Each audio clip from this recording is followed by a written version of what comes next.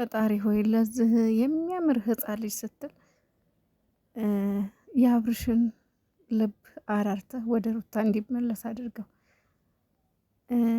የእናትና አባት መጣላት ወይም ደግሞ የእናትና አባት ጭቅጭቅ ለልጅ ነው ትልቁ ሪስክ ማለት ነው። ትልቁ ችግር ለልጅ ነው። እውነት ለመናገር ፈተናው የልጅ ነው። እኔ ሩታ ሆድ ውስጥ የሆነ ትልቅ ሰው ሆኖ የተወለደ ነው የሚመስለኝ። ይሆናል አይደለ? ትልቅ ሰው ሆኖ የተወለደ ይመስላል። ምን ዋጋ አለው ታዲያ? የኔ ቆንጆ የኔ ወርቅ ሲያምር ደግሞ እኮ ተቶቶ ከሰው አይን ያወጣል። ልዑሌ ነገ ጧት ስታደግ ማለት ነው እናትና አባት ሲጨቃጨቁ በመሀል እየገባ ስርዓት ያዙ። አባዬ እናቴን አትናገር፣